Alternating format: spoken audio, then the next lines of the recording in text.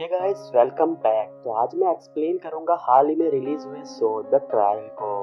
तो एपिसोड 1 जिसका नाम है द सेकंड कमिंग की शुरुआत एक न्यूज से होती है। एडिशनल जज राजीव सेन गुप्ता को गिरफ्तार किया जा रहा है क्योंकि उसने रिश्वत ली। वैसे रिश्वत में उसने कोई पैसे नहीं लिए, उसने रिश्वत में सेक्सुअल फेवर लिया। अब राजीव एक बड़ा जज था तो ये केस एक हाई प्रोफाइल केस बन जाता है।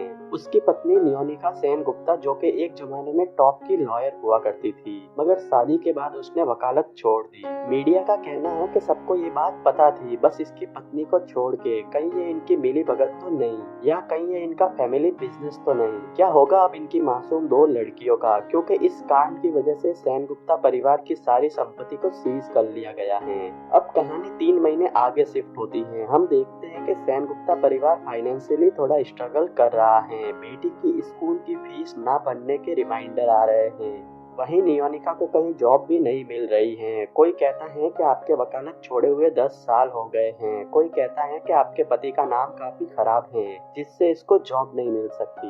नियोनिका अपना घर छोड़ एक फ्लैट में शिफ्ट हो गई है। तब इसका एक पुराना फ्रेंड विशाल जो कि एक टॉप का लॉयर है, इसकी हेल्प करता है। वो नियोनिका को अपने फर्म में एक जूनियर लॉयर की जॉब देता है जो कि एक मशहूर लॉयर मालिनी खन्ना को मोहित सिंह के केस में असिस्ट करती है। मोहित सिंह एक पॉपुलर क्रिकेटर था जिसने सुसाइड कर लिया। रीजन बताया जाता है उसकी गर्लफ्रेंड जो कि 5 हफ्तों से पुलिस कस्टडी में है। मालिनी इसकी बेल के लिए लड़ रही है और आज इसकी बेल हियरिंग है। लेकिन आज ही मालिनी को एक केस के लिए हाई कोर्ट जाना है, इसलिए वो जूही की बेल हियरिंग में नियोनिका को ये कहकर भेजती है कि मेरे आने तक तुम जज को होल्ड करने को कहना। पर कोर्ट में ऐसा कुछ नहीं होता। जज कहता है कि आप ऐसे कोर्ट का टाइम वेस्ट नहीं कर सकती। बेल के लिए आपको ही अभी आर्गुमेंट करना पड़ेगा, नहीं तो बेल नहीं मिलेगी। ये सुन नियोनिका काफी घबरा जाती है। उसे समझ नहीं आता कि अब वो क्या कहें, क्योंकि उसने आज ही ज्वाइन किया था। उसे केस के बारे में भी इतना कुछ पता नहीं था, मगर वो पहले एक टॉप की लॉयर रह चुकी थी, तो वो किसी तरह खुद को मैनेज करती है और आर्ग्यूमेंट शुरू करती है। उसकी दलील में दम भी होता है जिससे जूही को बेल मिल जाती है। ये बात मालिनी को जरा भी रास नहीं आती। वो काफी इनसिक्योर हो रही थी। उसे लग रहा था कि अगर जूही को कोई भी बेल दिला सकता है तो मेरी क्या जरूरत। वहीं अब जूही भी चाहती है कि उसका आर्गुमेंट आगे भी नियोनिका ही लड़े। नियोनिका की हेल्प के लिए मालिनी एक कंसल्टेंट को भेजती है जिसका नाम सना है। सना बताती है कि वो पहले राजीव के लिए काम किया करती थी, पर एक दिन अचानक राजीव ने इसे जॉब से निकाल दिया। अब ये दोनों जूही का बयान लेते हैं। जूही का कहना है कि मोहित उस दिन क्रिकेट प्रैक्टिस से काफी लेट घर आया और उसने शराब भी पी रखी थी, जिससे हमारा झगड़ा हो गया। वैसे तो ऐसे झगड़े हमारे काफी होते रहते हैं, पर हर बार सब कुछ ठीक हो जाता है। पर उस दिन मोहित हमारे सोने के 4 घंटे बाद ऊपर से कूद गया। न्यूज वालों ने मुझे मर्डरर बुलाना शुरू कर दिया, पर इसमें मेरी क्या गलती। वैसे मोहित एक काफी टैलेंटेड क्रिकेटर था। ऐसा माना जा रहा था कि वो आगे जाके एक टॉप का क्रिकेटर बनेगा, इसलिए इसकी मौत एक हाई प्रोफाइल केस बन जाती है। नियोनिका उसे नॉर्मल रहने को कहती है। वहीं हम देखते हैं कि राजीव के कांड की वजह से उसकी बच्चियों को स्कूल में चिढ़ाया जाता है। इनके पापा के मीम शेयर किए जाते हैं। एक बार तो इसकी छोटी बच्ची से ये कंट्रोल नहीं हुआ, उसने मीम शेयर करने वाले को थप्पड़ लगा दिया। नियोनिका इसे समझाती है कि मेरा भी मन करता है जो ऐसी बातें करते हैं उनको थप्पड़ लगाऊं, लेकिन हम अपनों की गलतियों के लिए कितनों को थप्पड़ लगाएंगे। फिर हम इलियास को देखते हैं जो कि एक सलाहकार है। उसके बड़े बड़े पॉलिटिशियन और लॉयर से कनेक्शन हैं। वो उन्हें सलाह देता है। इलियास सेन गुप्ता फैमिली का काफी अच्छा फ्रेंड है, इसलिए वो नियोनिका को बताता है कि मोहित का कोच तकेश अपने लिए एक बेस्ट क्रिमिनल लॉयर ढूंढ रहा है और कोई भी इनोसेंट आदमी अपने लिए क्रिमिनल लॉयर नहीं ढूंढता। मतलब इस केस में तकेश ने कुछ तो जरूर किया है। अब हम कोर्ट की अगली हियरिंग देखते हैं। यह एसीपी का कहना है कि जूही ने मोहित को मेंटली काफी परेशान कर रखा था। वो उससे महंगे महंगे गिफ्ट्स मांगा करती थी। मोहित जब नहीं दे पाता था तो वो उसे छोड़ने की धमकी दिया करती थी। ये सब मोहित सहन नहीं कर पाया और स्ट्रेस में आकर खुद की जान ले ली। मगर नियोनिका का कहना है कि पुलिस ने सिर्फ मीडिया की थ्योरीज को ही सच माना है। उन्होंने जूही के अलावा किसी दूसरे नजरिए से इस केस को नहीं देखा। क्या पता मोहित की स्ट्रेस का कारण कोई दोस्त हो या उसका ट्रेनर तकेश हो, या कुछ भी हो सकता है। फिर तकेश के बारे में पता करने पर इन्हें पता चलता है कि वो अपने प्लेयर्स को परफॉर्मेंस बूस्टर ड्रग्स दिया करता था। उसका कहना था कि ये सब्सटेंस ब्लड से 12 दिन में खत्म हो जाते हैं और क्रिकेटर के ब्लड टेस्ट की खबर 1 महीने पहले आती है तो कभी कोई दिक्कत नहीं होगी। जूही बताती है कि इस बार टेस्ट की खबर 3 दिन पहले ही आई तो मोहित ने वो ड्रग्स ले रखे थे और कुछ टाइम से वो फॉर्म में भी नहीं था, जिससे वो काफी एग्रेसिव हो गया। उसने मुझे भी मारा। मगर जूही ये सब जज को बताने से मना करती है, वो मोहित को बदनाम नहीं करना चाहती। अगली हियरिंग में हम देखते हैं या तकेश बताता है कि हमारी एकेडमी में सारे प्लेयर मेंटली काफी स्ट्रांग होते हैं और मोहित तो काफी स्ट्रांग और मेहनती था। इस पे नियोनिका काशिन शेट्टी का एग्जाम्पल देती है जो इन्हीं की एकेडमी में था और काफी टैलेंटेड था, लेकिन उसका करियर शुरू होने से पहले ही खत्म हो गया। उसे हार्ट अटैक आया था। वो बच तो गया मगर उसके बाद उसने कभी क्रिकेट नहीं खेला। तकेश का कहना है कि उसकी लाइफस्टाइल खराब थी। ये तकेश से परफॉर्मेंस एनहेंसमेंट ड्रग्स के बारे में पूछते हैं जिसपे ये मना कर देता है। तभी यहाँ काशिन आता है। काशिन को देख तकेश तिलमिला उठता है। वो कहता है कि ये फेलियर है, ये झूठा है। मैं सिर्फ कोच नहीं हूँ, मैंने बहुत से स्टार प्लेयर्स बनाए हैं। और गुस्से गुस्से में इसके मुंह से निकल जाता है कि मैं उन्हें सप्लीमेंट्स देता था। वो कहता है कि काशिन ने ज्यादा सप्लीमेंट्स लिए थे जिससे उसे हार्ट अटैक आया। ये सुनकर कोर्ट मोहित के केस को वापस रीओपन करने का बोलती है। साथ ही वो जूही से माफी मांगती है और उस पर लगे सभी चार्जेस विड्रॉ भी करते हैं। नियोनिका को भी अब खुद पे कॉन्फिडेंस आता है। वो अपने बच्चियों की स्कूल जाती है, प्रिंसिपल से उन लड़कियों की कंप्लेन करती है। वो कहती है कि आप कुछ एक्शन लो नहीं तो मैं आप पे केस करूंगी। इसके बाद हम नियोनिका को देखते हैं। वो अपने पति से मिलती है। उससे कहती है कि उसकी वजह से उसकी बच्चियों का बचपन छीन गया। वो उसे कभी माफ नहीं करेगी और ये एपिसोड यहीं पे खत्म होता है। अब episode 2 scene from a marriage की शुरुआत होती है। हम देखते हैं धीरज पासवान नाम के एक बंदे को। एक्चुअली ये भी इनकी फर्म में एज ए जूनियर लॉयर लगा है। हमें पता चलता है कि नियोनिका की जॉब परमानेंट नहीं है। ये यहाँ 6 महीने के लिए इंटर्नशिप पे है। 6 महीने बाद इसे या धीरज दोनों में से एक को यहाँ परमानेंट जॉब मिलेगी। अब इस फर्म के दोनों पार्टनर यानी कि विशाल और मालिनी, इनकी सोच इन्हें लेकर काफी अलग है। विशाल चाहता है कि नियोनिका यहाँ परमानेंट हो जाए, वहीं मालिनी धीरज को सपोर्ट कर रही है। हमें पता चलता है कि इस फर्म में एक तीसरा पार्टनर भी है, किशोर, जो कि कभी ऑफिस नहीं आता और ये उसे कुछ कहते भी नहीं क्योंकि 50% से ज्यादा क्लाइंट उसकी वजह से ही हैं। आगे पुलिस अनन्या के स्कूल से रजत कक्कर नाम के एक स्टूडेंट को अरेस्ट कर लेती है। ये नियोनिका के पुराने घर का नेबर था। जब नियोनिका को इस बारे में पता चलता है कि उसे मर्डर के चार्जेस में अरेस्ट किया है तो वो तुरंत ही पुलिस स्टेशन जाती है। ये बताता है कि प्रिंसिपल ने इसका और इसके एक फ्रेंड तरुण का फोन ले लिया था। उसे ही लेने ये रात को प्रिंसिपल ऑफिस का लॉक तोड़ के अंदर घुसे थे। तरुण अंदर फोन लेने गया था और ये बाहर खड़ा था। तभी वहाँ एक पियोन माधव आ जाता है जिसे देख रजत वहाँ से भाग गया। आगे क्या हुआ उसे नहीं पता, बट पुलिस कह रही है कि रजत ने माधव को मार दिया। क्योंकि नियोनिका रजत के काफी करीब थी तो वो इस केस को नहीं लड़ना चाहती, इसलिए मालिनी धीरज को ये केस दे देती है। पहली हियरिंग में अपोजिशन लॉयर कहती है कि रजत एक रिच फैमिली से है, अगर वो बाहर आया तो उसे फौरन भेज दिया जाएगा, इसलिए इसे कुछ दिन और कस्टडी में रखा जाए। और आज का फैसला अपोजिशन लॉयर के पक्ष में जाता है। इसे कुछ दिन के लिए कस्टडी में रखा जाता है क्योंकि तरुण ने भी पहले ही रजत के अगेंस्ट गवाही दे दी है। वहीं हम देखते हैं कि इनका फर्म थोड़ा लॉस में जा रहा है। विजन मोटर जो कि इनके बहुत बड़े क्लाइंट है, उन्होंने भी अपना कॉन्ट्रैक्ट रिन्यू नहीं किया। इस पे विशाल उस कंपनी के मालिक से बात करता है, पर उसका कहना है कि ये कॉन्ट्रैक्ट इसने तीसरे पार्टनर किशोर की वजह से किया था। अब उसी का इंटरेस्ट इस फर्म में इतना नहीं है तो हम कॉन्ट्रैक्ट कंटिन्यू क्यों करें। हमें पता चलता है कि विजन मोटर के मालिक का डाइवोर्स होने वाला है। विशाल इसे कहता है कि मैं आपको हेल्प करूंगा ताकि डाइवोर्स के बाद आपको अपनी कंपनी का 50% शेयर उसे ना देना पड़े। ये कहता है कि मैं सोच के बताऊंगा। अब हम अगली हियरिंग में देखते हैं यहाँ तरुण भी होता है। तरुण यहाँ कहता है कि रजत किसी भी तरह अपना फोन लेना चाहता था। मुझे तो पता भी नहीं था कि वो प्रिंसिपल ऑफिस का लॉक तोड़कर अपना फोन लेने वाला है। जब मुझे ये पता चला था मैं वहाँ से भाग गया था और लॉन में रजत का वेट कर रहा था। तभी मैंने देखा कि वहाँ माधव आया और रजत ने उसे धक्का दे दिया।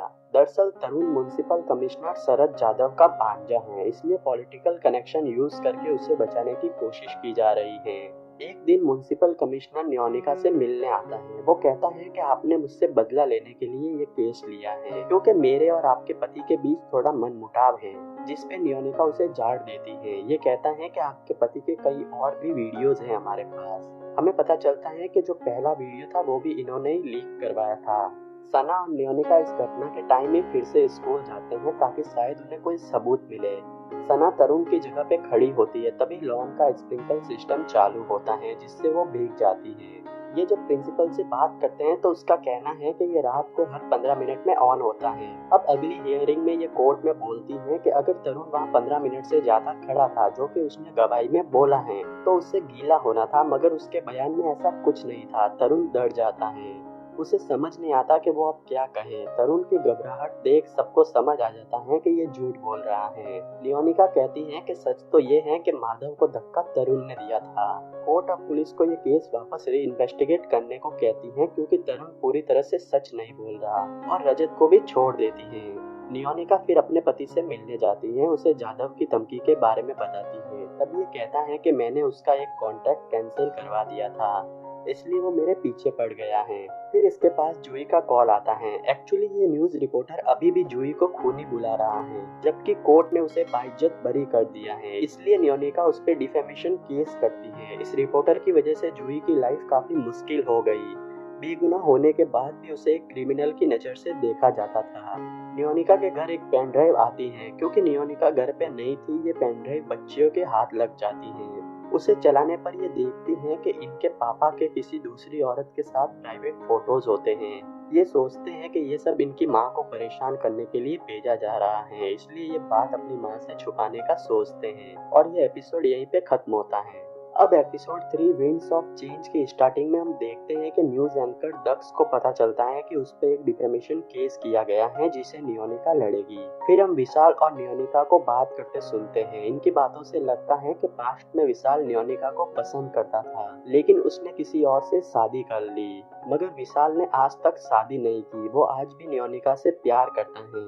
एक्चुअली विशाल और नियोनिका कॉलेज में साथ में थे, तब इनका अफेयर भी था, मगर कॉलेज के बाद से ऐसा कुछ नहीं था। इस फॉर्म का तीसरा पार्टनर किशोर भी यहाँ आता है। उसे देख लगता है कि वो एक बिंदास इंसान है, उसे काम की कोई टेंशन नहीं है। वो यहाँ आकर नियोनिका को अपने पुराने किस्से सुनाता है। विशाल को देख लगता है कि उसे किशोर कुछ ज्यादा पसंद नहीं। किशोर एक PIL फाइल करने का कह रहा है। उसका मानना है कि 5G टावर की रेडिएशन से बर्ड्स की डेथ होती है। वो इसमें नियोनिका की हेल्प लेता है। नियोनिका उसे कहती है कि PIL का कोई सेंस नहीं, अभी तक किसी भी साइंटिफिक स्टडी में ऐसा प्रूव नहीं हुआ है। फिर इलियास नियोनिका को कॉल कर बताता है कि राजीव के ऊपर 13 मई को रिश्वत लेने के आरोप हैं। इस पे नियोनिका चेक करती है। वो कहती है कि 13 मई को मदर्स डे था, उस दिन राजीव पूरे टाइम हमारे साथ था। वो उसे उस दिन की एक वीडियो भी सेंड करती है। तब राजीव ने उसे एक नेकलेस गिफ्ट किया था। जब इलियास उस नेकलेस की रिसिप्ट मांगता है, तब पता चलता है कि वो तो किसी कंपनी के नाम पे है, यानी कि राजीव ने रिश्वत इस नेकलेस के फॉर्म में ली थी। अब राजीव का बर्थडे आने वाला है। राजीव की माँ चाहती है कि अगर बर्थडे वाले दिन राजीव अपनी बच्चियों से मिल पाता, मगर नियोनिका ऐसा नहीं चाहती। इसके बावजूद भी बर्थडे वाले दिन इनकी दादी इन्हें राजीव से मिलने लेकर जाती है। बाद में जब ये बात नियोनिका को पता चलती है तो वो काफी गुस्सा हो जाती है। आगे हम देखते हैं कि विशाल और नियोनिका एक और केस हैंडल कर रहे हैं। एक्चुअली एक मशहूर सिंगर टोनी डिकोस्टा की मौत हो गई है। उसकी नर्स, जो कि उसकी गर्लफ्रेंड भी थी, उसने कोर्ट में एक विल दी है, जिसके हिसाब से टोनी की प्रॉपर्टी का आधा हिस्सा उसका है। मगर टोनी की फैमिली के हिसाब से ऐसी कोई विल है ही नहीं। उसकी फैमिली के हिसाब से उसने विल में पूरी प्रॉपर्टी फैमिली के नाम कर दी थी। मगर फिर भी ये केस किसी तरह क्लोज हो जाता है। टोनी की गर्लफ्रेंड को 40 लाख मिलते हैं, मगर ये बहुत कम था, क्योंकि इन्हें बाद में पता चलता है कि फैमिली ने जो डॉक्यूमेंट्स दिए थे वो फेक थे। विशाल का कहना है कि जो हो गया सो हो गया, अब इसे जाने दो। अब हम इन दो बच्चियों को देखते हैं। ये अपने पापा के वो फोटोज देख रही होती है। फोटोज देख के इन्हें कुछ गड़बड़ लगती है। थोड़ा रिसर्च करने पर इन्हें पता चलता है कि ये फोटोज तो AI से जनरेटेड हैं, यानी ये सब फेक है। वहीं किशोर अब इस कंपनी से अलग होना चाहता है, क्योंकि उसे लगता है कि विशाल ने उसके क्लाइंट चुराने की कोशिश की। वो कहता है कि मैं अपने सारे क्लाइंट्स भी लेकर जा रहा हूँ, साथ ही मैं एक नया फर्म खोल रहा हूँ, अब मैं तुम्हें बर्बाद कर दूंगा। वो यहाँ के एम्प्लॉयज से कहता है कि मेरे साथ कौन आना चाहता है, जिस पे आधे एम्प्लॉयज उसके साथ चले जाते हैं, और ये एपिसोड भी यहीं पे खत्म होता है। अब एपिसोड 4 डर्टी लिटिल लाइज की स्टार्टिंग में हम देखते हैं ये दोनों लड़कियां टीवी पे एक रियलिटी शो देख रही हैं। इस शो में एक कंटेस्टेंट टीना भी है। टीना वही लड़की है जिसके साथ रजत का वीडियो लीक हुआ था। वो शो की TRP बढ़ाने के लिए रजत के बारे में बात कर रही थी। तभी यहाँ नियोनिका आ जाती है और बच्चों को डांटती है, उनसे सोने को कहती है। नियोनिका भी ये सब देख काफी अपसेट थी। अगले दिन हम एक नए केस को देखते हैं। सिल्वर विस्टा कंपनी के वर्कर्स से ओवरटाइम करवाया जाता था। उनसे दो दो शिफ्ट में काम करवाया जाता था। साथ ही जो हाइड्रोलिक पंप था वो भी ओवरलोड हो गया था, जिन्हें चेंज करने की जरूरत थी। मगर इस कंपनी ने ऐसा कुछ नहीं किया, जिससे एक हादसा हुआ और काफी सारे वर्कर्स की जान चली गई। अब ये कंपनी हर एक वर्कर की फैमिली को 1 लाख देने का बोलती है, मगर विशाल के हिसाब से ये लोग थोड़ा ज्यादा डिजर्व करते हैं। अब ये केस कोर्ट में जाता है और विशाल को 3 दिन मिलते हैं क्रॉस एग्जामिनेशन के लिए। धीरज और नियोनिका क्रॉस एग्जामिनेशन शुरू करते हैं। एग्जामिनेशन के बाद इस कंपनी की एक बंदी इन्हें आकर कहती है कि हमारी कंपनी गलत कर रही है, आप बस इंटरनेट पे रोहिणी टॉवर सर्च कर लेना और हम मिले थे ये किसी को मत बताना। पर अगली हियरिंग में नियोनिका रोहिणी टॉवर का जिक्र करती है। अपोजिशन काफी घबरा जाता है। खुद को कमजोर पड़ता देख अपोजिशन लॉयर या नियोनिका को उस नाम से बुलाती है जिसके साथ उसके पति की वीडियो लीक हुई थी। ये सुन नियोनिका अपना आपा खो देती है और ज्यादा एग्रेसिव हो जाती है, जिससे ये सेशन यही रोक दिया जाता है। नियोनिका बहुत अपसेट होती है। सना से उसकी ये हालत देखी नहीं जाती, इसलिए वो राजीव से मिलकर उससे कहती है कि तुम्हारी बीवी बहुत भोली है, उसे काफी परेशान भी किया जा रहा है, तुम उसकी हेल्प करो। राजीव इलियास से बात करता है। हम देखते हैं कि उस रियलिटी शो में टीना को कन्फेशन रूम में बुलाया जाता है। वहाँ सारे कैमरास ऑफ कर दिए जाते हैं। तब वहाँ इलियास आता है। वो उससे राजीव और उसकी पत्नी का नाम लेने से मना करता है। साथ ही वो कहता है कि तुम आज ही ये शो छोड़ दो, और अगर तुमने ऐसा नहीं किया तो मैं तुम्हारे बॉयफ्रेंड बबलू खान को कॉल करूंगा। बबलू का नाम सुनकर ये डर जाती हैं, क्योंकि वो एक गैंगस्टर था, और शो छोड़ने को मान जाती है। रोहिणी टॉवर के बारे में और जानने पर इन्हें पता चलता है कि प्रत्युष नाम का एक इंजीनियर ये जानता था कि जैक्स ओवरलोड हो रहे हैं, उन्हें चेंज करने की जरूरत है, लेकिन अब प्रत्युष कहीं गायब हैं। साथ ही इन्हें ये भी पता चलता है कि उस हादसे वाली रात प्रत्युष और रिचा एक होटल में साथ में थे। अब अगर कोर्ट में ये बात प्रूव करनी है तो रिचा को कोर्ट में गवाही देनी होगी। साथ ही ये भी बताना होगा कि रिचा और प्रत्युष उस रात साथ में थे। इनका अफेयर था, पर रिचा ऐसा करने से मना करती है। वो नियोनिका से कहती है कि मेरा बच्चा है, पति है, अगर उनको पता चल गया तो मेरा घर टूट जाएगा, और घर टूटने का दर्द तुम जानती हो। इस पे नियोनिका रिचा को अलग से क्रॉस एग्जामिन करने का बोलती है, ताकि ये बात किसी को पता ना चले। मगर अपोजिशन लॉयर का कहना है कि जो भी बात है सबके सामने करो। ना चाहते हुए भी रिचा का बयान इन्हें कोर्ट में लेना पड़ता है। अब हम जूही को देखते हैं। जूही एक ब्यूटी पार्लर में जाती है। सीट खाली होने पर भी वहाँ की रिसेप्शनिस्ट उसे कहती है कि आपके लिए यहाँ जगह नहीं है। वो उसे खूनी भी बुलाती है और इस इंसिडेंट की कोई वीडियो बना लेता है। दक्ष ये वीडियो न्यूज में चलाता है। वो कहता है कि जूही वापस अपने पुराने रूप में आ रही है। वो खुद को ग्रूम करके फिर से किसी पैसे वाले को फंसाना चाहती है। जूही ये सब सुन नहीं पाती और स्लीपिंग पिल्स खा लेती है, जिससे वो कोमा में चली जाती है। और ये एपिसोड भी यहीं पे खत्म होता है। दोस्तों, वीडियो के नेक्स्ट पार्ट में मैं इसके बचे हुए 4 एपिसोड भी एक्सप्लेन करूंगा। अगर आपको मेरा वीडियो अच्छा लगा है तो इसे लाइक करना, शेयर करना अपने दोस्तों के साथ, और चैनल को सब्सक्राइब भी कर देना, ताकि आगे आने वाली वीडियो आपसे मिस ना हो।